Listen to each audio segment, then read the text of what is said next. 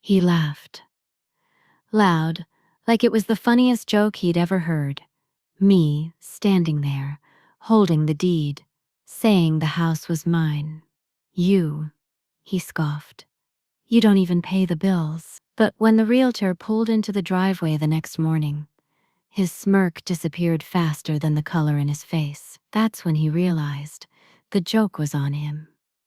You ever look at someone you love, someone you raised, and not recognize a single thing about them anymore? That's what it felt with Jacob. My grandson, my only living blood. I rocked him to sleep as a baby, drove him to school, gave him the keys to this house when he turned 21. I thought I was giving him a future, but I didn't give him anything. I handed him a loaded gun and tanned my back, and he fired the first shot the day he told me to stay in my room and stop meddling in my own house. The house was built in 1963, white siding, blue shutters, oak tree in the front yard that grew taller than the roof by the time Jacob was born. My late husband, Glenn, poured every dollar we had into it, laid the brick steps himself, built the sunroom in '79, just before his cancer came back. After Glenn died, it was just me. I kept the house spotless, kept the taxes paid, never once asked anyone for help, until Jacob. He was 20 when his parents died in that accident, barely a man, still grieving, no job, no money, nowhere to go. So I said, come home. And he did. At first it felt right. The house was full again. Someone to talk to in the mornings, someone to mow the lawn. He even brought me groceries sometimes, gave me his paycheck to help with the utilities. But that didn't last. Within a year, he quit his job and started talking big: real estate, crypto, plans for flipping the place and getting out of this dump. He was still living under my roof, calling it a dump. I tried to ignore it, tried to smile when his friends came over and played video games so loud the walls shook. I stayed upstairs when they partied. I kept my routines: quiet breakfasts, garden work, book club over the phone. Then one day, he changed the locks, didn't even tell me. I came home from my doctor's appointment, and my key didn't work. He opened the door and said, "Oh yeah, sorry, I had them rekeyed. Don't worry, I made a spare for you." Like I was a guest, like I wasn't the one who signed the mortgage with my own hands 50 years ago. I should have stopped him right then, but I didn't, because I loved him, because I thought maybe he was just lost. The real shift happened the day I asked him to help me clean out the attic. I wanted to donate some old clothes, sort through Glenn's army trunks, make space, freshen up the place. Jacob sighed like I'd asked him to build a new roof. Why do you even care? It's not like it's your house anymore. I remember blinking, thinking I must have heard wrong. I'm sorry, I asked. He didn't even look up from his phone. I mean, you live here, but I've been handling everything. The bills, the maintenance. You've been retired for what, 20 years? I stared at him. The carpet under my feet felt like it shifted. You think that makes it your house? He shrugged. I mean, eventually, yeah. That's how this stuff works. You're not going to be around forever. I didn't speak to him for the rest of the day.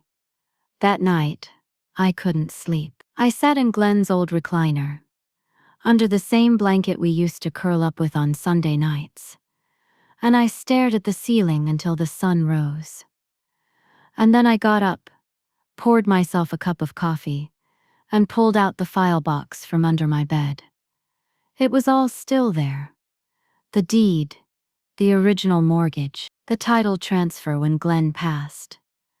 Every bill, every receipt, every property tax payment, my name on every single one. You know what I did after that? I made a copy of the deed, and I put the original in the safe deposit box. I started moving differently after that. Not in a hurry, no big gestures, just quieter, smarter. I called an estate lawyer, told him I wanted to update my living will, just in case. He was patient, kind, explained that I could add conditions to the property, that I could even sell it if I wanted to, or gift it to someone who deserved it. And that's when the idea started growing, like a seed. Jacob thought this house was already his, but he was wrong. It was still mine, and if he didn't want to treat it, or me with respect, then I'd give it to someone who would. One evening, he's stomping down the stairs and said, "The internet's out again. Are you gonna pay the bill or should I?" I looked up from my book and said, "I already did, last week." He blinked. "What? You don't even handle that stuff." "I do now." He narrowed his eye. "Why?" I smiled. "Just making sure everything's in my name, since it's my house." He laughed, that awful cocky laugh. "Yeah, sure. Okay, Grandma. You own the house, right? Let me guess. Next you'll tell me you're selling it too?" I didn't say anything, but I looked him straight in the eye, and that was the first time I saw it. Doubt. It flickered, just for a second in the corner of his smirk. I waited until he was gone for the weekend. Then I called a realtor. Tara was younger than I expected. Late 30s, bright smile but serious eyes. She walked through the house like she already knew what she was doing. "Is your grandson the primary occupant?" she asked, checking off boxes on her paper. "For now," I said, "but not for long. Would you like to list it as occupied or vacant upon sale?" "Vacant," I said. "And fast." She looked at me, long and thoughtful. "Ready to move on?" "No," I said. "I'm ready to move him on." We took photos, signed the paperwork, set a listing date, and I went out and bought myself a new cardigan, lavender. Just because I could. The for sale sign went up at 6:15 in the morning. I was standing at the kitchen sink with my tea when I saw Tara's assistant hammering it into the front lawn. The sound was sharp and clean. 3 firm hits and the wooden post was planted. I sipped my tea and smiled. It was time. Jacob didn't come back until late Sunday night. He was gone all weekend, probably staying with that girlfriend of his, the one who called me adorable in that condescending tone people use when they think old folks are harmless. Well, I was done being harmless. He came through the front door carrying a pizza box and wearing those ridiculous sunglasses he never took off indoors. The moment he saw the sign through the window, he froze. "What the hell is that?" I didn't even look up from my crossword puzzle. "A sign?" "No, Grandma. That sign in the yard." I turned the page slowly. "Oh, that one? That's from the Realtor. We listed the house." He laughed again, that same shallow, disbelieving laugh. "Yeah. Okay, you and your imaginary Realtor. You put a sign up just to mess with me." I stood up and walked to the fridge, calm as ever. "No, Jacob. I put the sign up because I'm selling the house." He followed me into the kitchen like a storm cloud. "You can't do that." "I can. You don't have the authority." I opened the fridge. "Actually, I do. I'm the sole title holder." "Your name was never on the deed." "Since when?" "Since always." He slammed his pizza box onto the counter. "You're insane," he snapped. "Where the hell am I supposed to go?" I looked him square in the face. For the first time in years, I didn't flinch when his voice got loud. "You should have thought about that before you started treating this place like your playground." His mouth hung open. "I've taken care of this house for decades. I welcomed you in when you had nowhere to go. And instead of respect, you gave me demands. Locks changed without asking. Bills left unpaid. Rooms trashed. Friends coming and going like it was some frat house. I stepped closer. You laughed when I reminded you it was mine. But it is, legally, morally, and spiritually." He didn't speak for a minute. Then he said the one thing I didn't expect. "You're being selfish." I blinked. I had cooked him meals, folded his laundry, paid his speeding tickets, helped him apply for job after job he never showed up to. And I was selfish? I didn't raise my voice. I didn't curse. I didn't cry. I just said, You have 30 days. He stomped upstairs, muttering under his breath. I let him go, because I had bigger things to handle. The first open house was that weekend. Tara brought cookies and flyers and wore a navy pantsuit that made her look like she meant business, which she did. We had 8 people come through. 2 couples asked about school district. 1 single mother loved the sunroom. An older man inquired about the plumbing. I answered their questions calmly, wearing my lavender cardigan and pearl earrings. I looked like someone's grandmother. I was someone's grandmother, but I was also the homeowner, and I made sure they knew it. Jacob tried to sabotage it, blared music from his bedroom, slammed the doors, left his sneakers in the hallway. Tara politely asked him to leave the property during scheduled viewings. He said, "No." She smiled and said, "Then we'll reschedule them around you. But this house is still going on the market." 2 days later, he cornered me in the hallway. "You're really gonna kick me out?" "I'm not kicking you out," I said. "I'm letting you go. You're my family." "So was I." He said nothing, just stood there. For the first time, I saw him not as a boy I raised, but as a man who had chosen his path.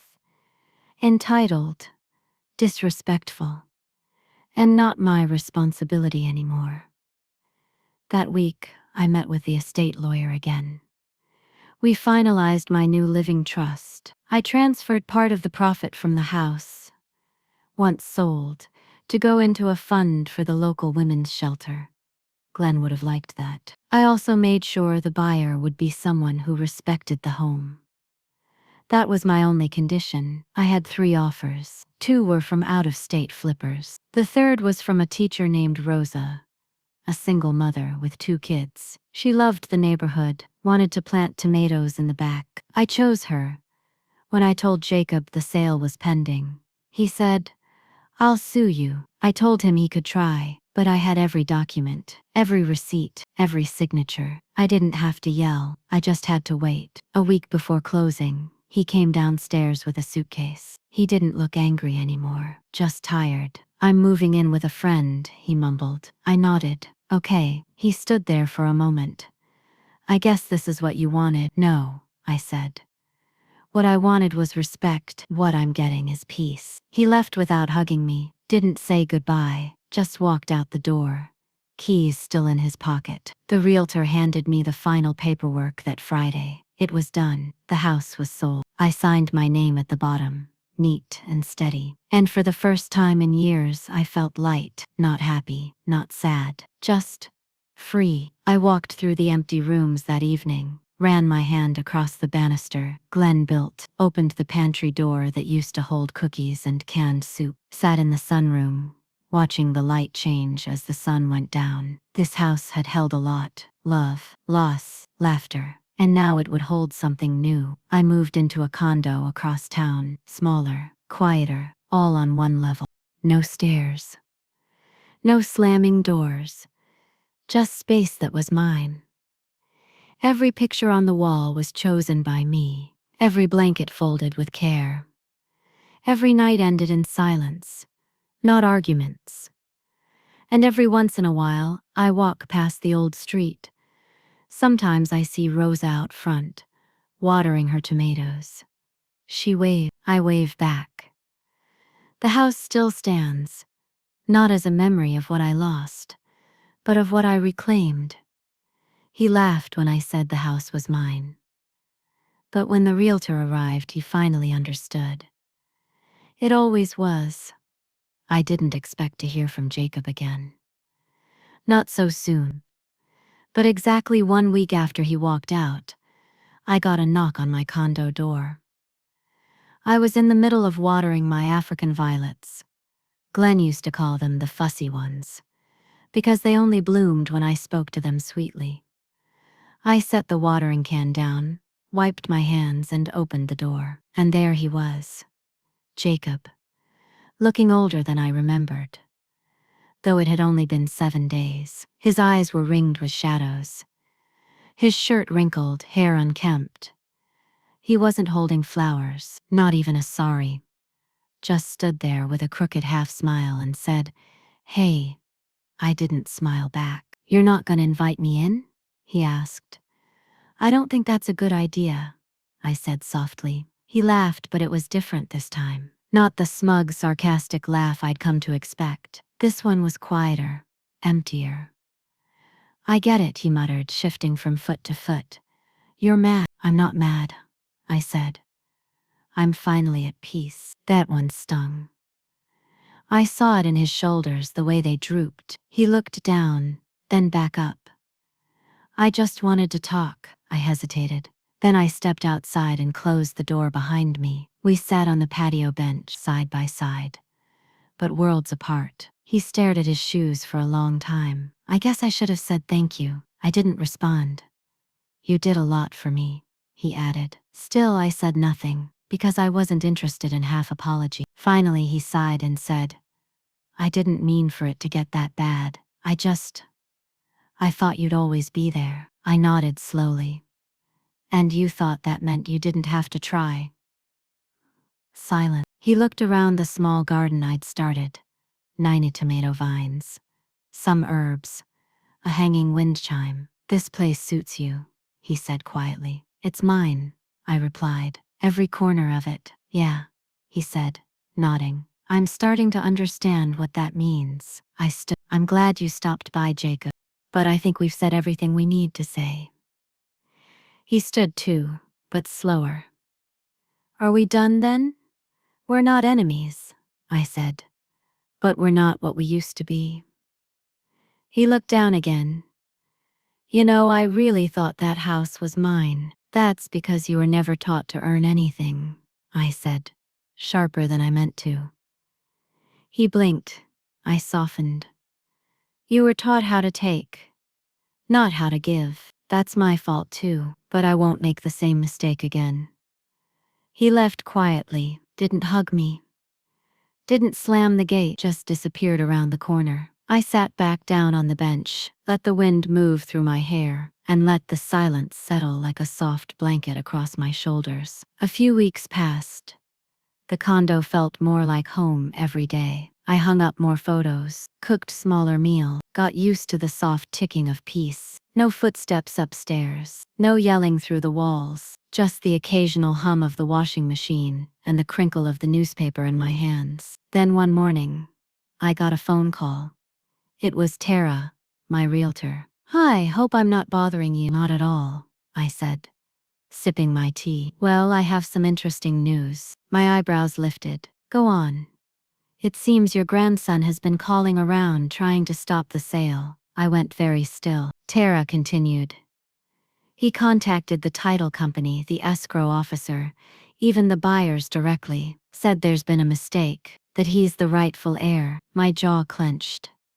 He's not, I said. I know, she replied. We've got every document lined up. Your name's been on everything since night. But I figured you should know. I sat in silence after we hung up. It hurt. It still hurt. Because even after everything, he wasn't trying to apologize. He was trying to steal. I called my lawyer. He confirmed what Tara had already told me. Jacob didn't have a legal leg to stand on. But if he wanted to try, to drag things out, it could slow the process, cost me time, stress, maybe even scare the buyer. I closed my eyes. Then I opened the file cabinet beside me, pulled out the folder labeled Jacob.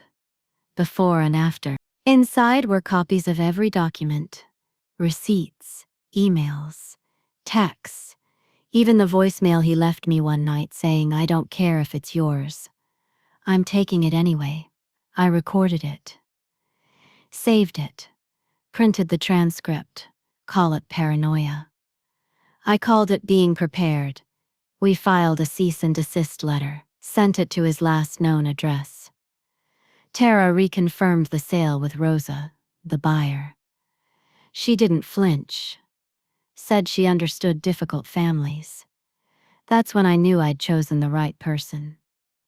Still, I wasn't done. There was one more thing I needed to do. Not out of revenge exactly, but out of self-respect. I took out my old photo albums, pulled every picture of Jacob from the past 20 years, and I boxed them up. Then I drove to a storage unit, placed the box in the far corner, and walked away. That chapter was closed.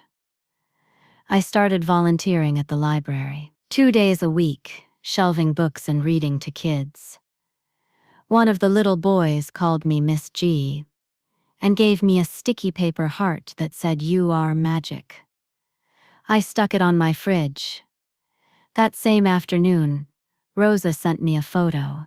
Her kids playing in the backyard of my old house. One was holding a toy airplane, the other was chasing a butterfly. The sunroom was glowing behind them.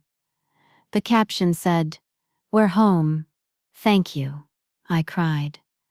Not sad tears, not angry ones, but the kind of tears that come from relief. From knowing you did the hard thing, and it was worth it. I never heard from Jacob again. And for the first time in years, I was okay with that. Some people walk out of your life. Others you have to show the door. And sometimes, if you've got the strength, you walk out first. Not because you're giving up, but because you're finally choosing yourself. He laughed when I said the house was mine. Now he knows better. You don't realize how much of yourself you give up until you start to get it back. That's what I think about now that the noise is gone. No more shouting, no more tiptoeing around mood swings, no more apologizing in my own home. Just the creak of this little condo settling, the whir of the ceiling fan, and my own thoughts. Peace used to feel like something I was too old to find. But here it is, and I'm learning how to live in it. It took me a while to even rearrange the furniture. Funny, isn't it? I spent decades making sure everything was just so for other people, always adjusting for Jacob, for Glenn, even for Jacob's friends when they treated the house like a motel with unlimited snacks. But now, I keep the armchair at an angle where the morning sun hits my feet. I set up a reading nook with 2 pillows, even though it's just me, and I don't ask anyone if it looks right, because if it feels right, it is. I signed the final closing documents 2 weeks ago. The money transferred, the deed changed hands, and just like that, the house was no longer mine. But you know what? It was never about the wood and bricks. It was about what I allowed inside those walls, and what I refused to allow anymore. Tara called to congratulate me. Said it was one of the smoothest transitions she'd ever seen, after the legal scare, of course. I told her she should take more listings from older women. "We get things done," I said. She laughed. "Let me know if you ever want to buy again," she said. "I might," I told her, "but only if it comes with a porch and a quiet view."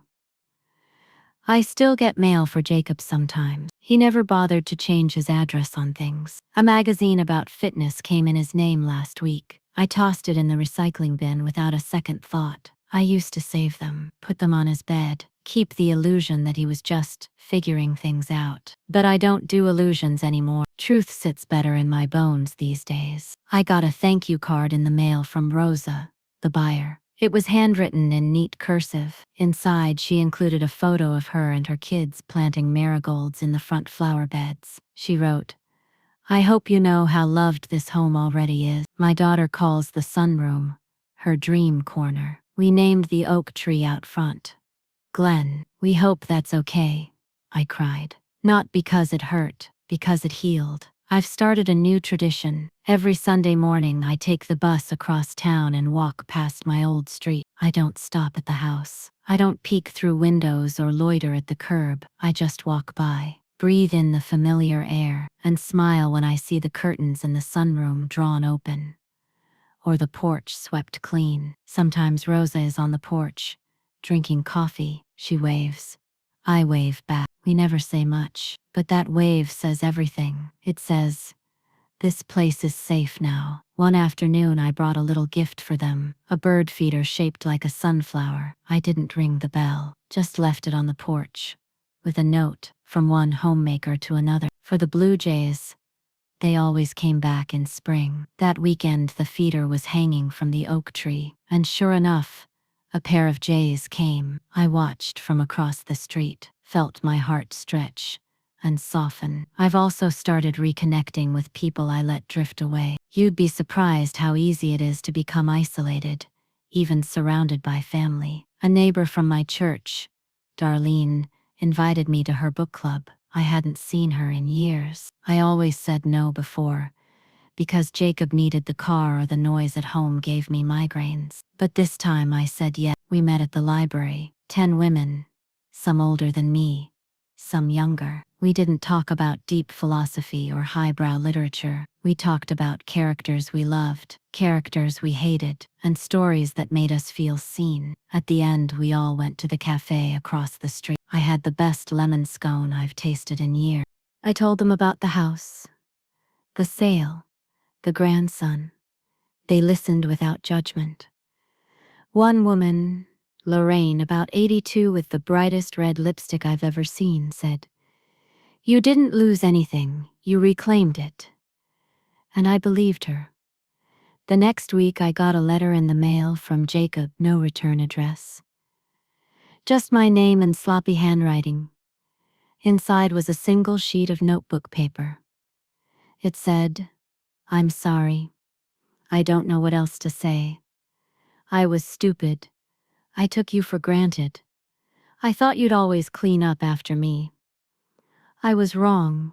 I hope you're okay. I'm not asking for anything. Just wanted you to know." No signature.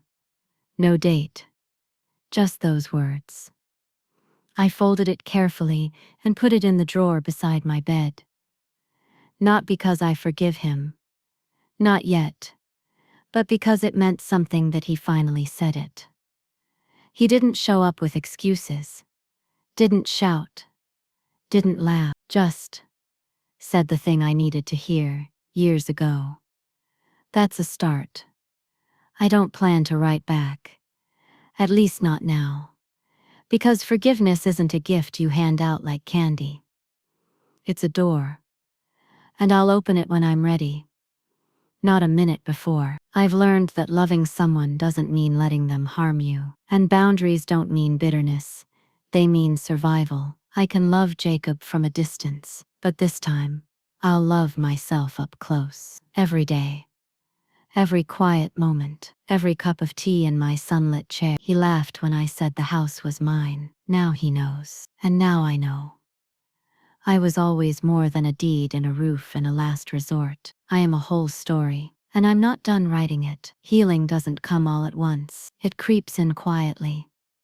A morning without pain in the knee. A song on the radio that makes you smile instead of cry. A full day without thinking about the people who made you feel small. That's what my days look like now. I still check the mail, still sip my tea at the same time. Every morning, still water the African violets on the windowsill, and hum Glenn's favorite tune. But now I do those things with ownership in my bones. No one can call me a burden here. No one can call this place theirs. Just because they're louder. The letter Jacob sent sits in the drawer by my bed. I haven't opened it again. I don't need to. I remember every word. Sometimes I wonder where he is now. What he's doing. If he found a new place. If he told his friends the truth. That he tried to claim something that was never his. But then I catch myself. Because I've spent enough of my life wondering what Jacob wants. What Jacob thinks. What Jacob needs. Now I ask myself those questions. What do I want? What do I need? The answer surprised me at first. I wanted to teach again, not in a classroom, not like I did in the early years when I was Miss Holloway with her chalk-stained skirts and bulletin boards covered in fall leaves. No, this was different. I wanted to teach life, stories, strength. So I signed up at the community center down the street. They were looking for a volunteer to lead a storytelling circle for seniors. I showed up wearing my lavender cardigan, holding a stack of old journals, not expecting anyone to come, but they did. 10 women, 4 men, ages ranging from 62. They showed up with walkers and wheelchairs, photo albums and poems, scribbled on napkins, and we shared. Not just stories, but truths. About being overlooked, about raising kids who forgot our birthdays, about losing houses, husbands, health, but also about surviving. One woman, Anita, told us about the time she pawned her wedding ring to pay rent after her son emptied her bank account. A man named Harold admitted he hadn't spoken to his daughter in 10 years because she said he was too depressing to be around. There was laughter, some tears, but mostly release. We held space for each other in a way that felt holy. And every week, more people came. I told them my story. About Jacob, about the house, about the sign in the yard. I told them how he laughed, and how I didn't. Not that day, not anymore. They listened, and when I finished, they clapped. Not because it was happy, but because it was true. A few weeks later, one of the women, Eleanor, 78, white curls like cotton candy and lipstick that never faded, pulled me aside after group. You know, she said, you should write a book. I chuckled. Oh, I don't know about that. I do, she said firmly. People need to hear it, especially women like us. We were raised to be quiet. You weren't. Her words stuck to me like warm honey. That night, I sat down at my little kitchen table and opened a fresh notebook. At the top of the first page, I wrote, he laughed when I said the house was mine. And then I kept going. Each day, I wrote a little more. Not just about Jacob, but about Glenn, about the early years, about motherhood, loss, love, about the strength it takes to stay soft. I wrote until the pages curled and the ink smudged from my fingers, until the silence felt like companionship. And every word reminded me, I am still here. I decided to self-publish it. Nothing fancy. Just a little run of paperbacks through a local printer. Titled, What I Kept, a story of leaving without running. I gave copies to the storytelling circle, to the library, to Tara, my realtor, who cried when she read it and sent me a handwritten thank you. She said, you made me call my grandmother. I hadn't talked to her in months. That alone made it worth it. One morning I walked to the coffee shop around the corner, ordered my usual decaf with cream, and one of those cinnamon scones they only bake on Thursdays. As I waited, I heard a voice behind me say, are you the author? I turned, surprised. It was a young woman, maybe 30. Red glasses, kind eyes.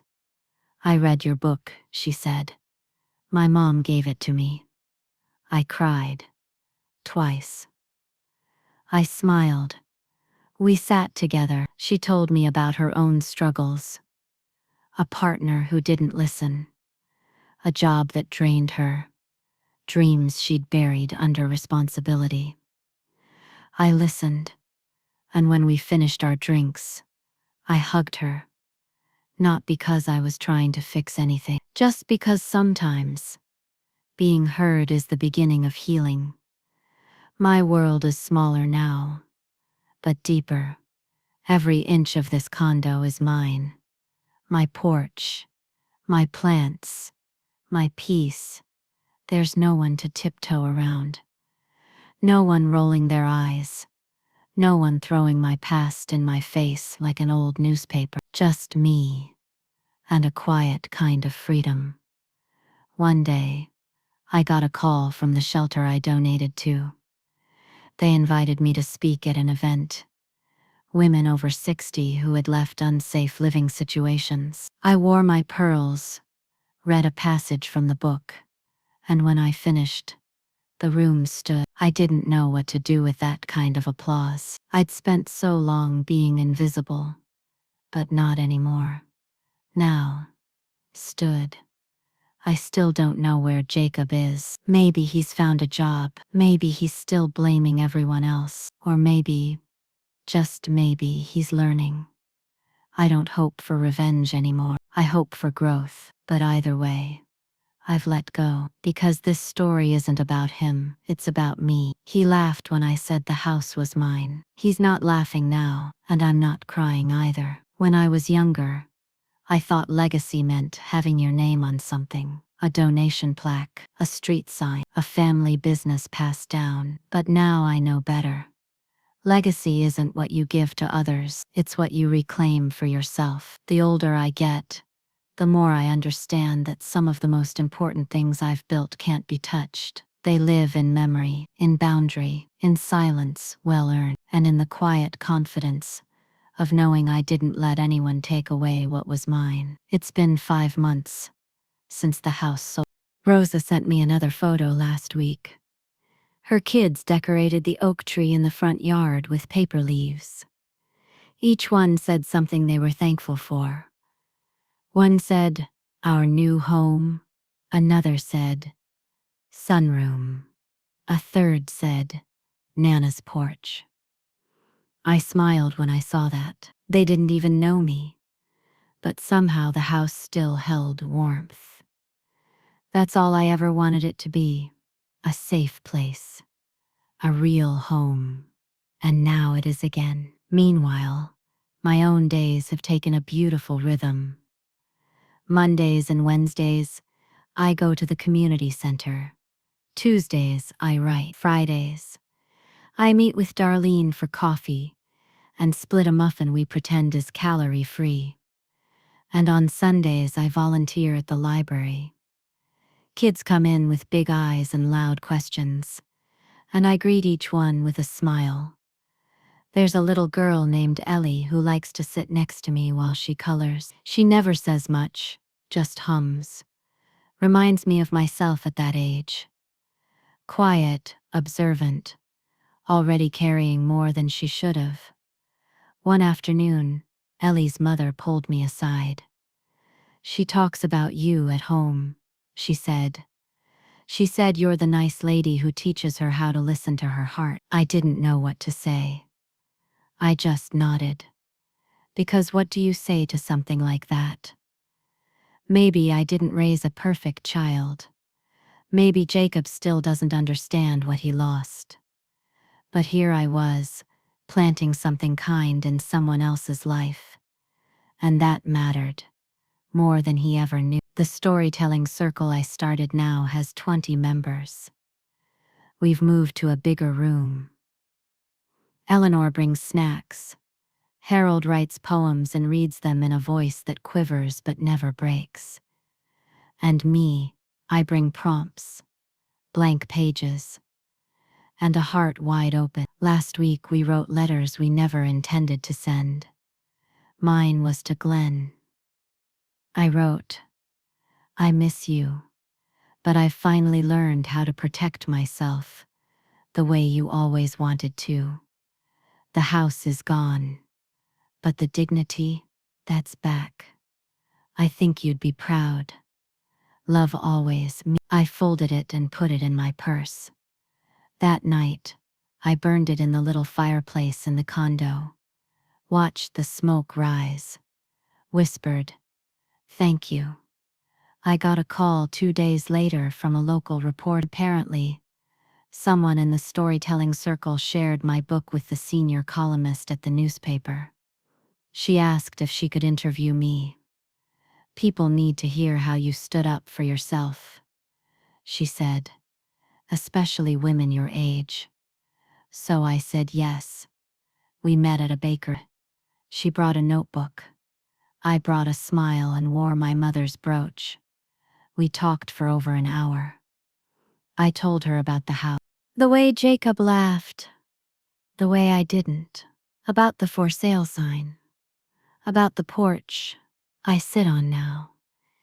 She asked, "What would you say to other women who feel trapped in their own homes?" I said, "You are not too old to start over. And you are not too kind to set a boundary." She smiled. That's going in the headline. When the article ran, I got more than 30 letters in my mailbox. Some typed, some handwritten. Women, men, strangers who said they felt seen. One woman wrote, "My grandson took over my house and told me I'd be dead before he moved. But after reading your story, I packed a bag and moved in with my sister. I'm 81. I thought it was too late. Thank you for proving me wrong. I cried reading that one. Because sometimes revenge isn't just about punishing the person who wronged you. Sometimes it's about lighting a path for others. And saying, this way, come this way, you're allowed to walk free too. A month later, I was asked to speak at the Senior Center's annual luncheon. I stood in front of over 100 people, hands trembling, but voice steady. I read from my journal, the first page. He laughed when I said the house was mine. When I finished, they stood. Not everyone, not right away, but enough. Eleanor hugged me after. You've become someone, she said. I squeezed her hand. I think I always was, I said. I just forgot for a while. I never saw Jacob again. Not in person anyway. But a few weeks ago, someone forwarded me a Facebook post. It was a blurry photo of Jacob at a job fair, haircut, wearing a tie. The caption read, "Trying again. No more shortcuts." I don't know who posted it. I don't know if he meant for me to see it. But I did, and for the first time in a long time, I didn't feel bitterness. Just peace. We're all learning. Some of us just start later. Legacy doesn't mean monuments. It means moments.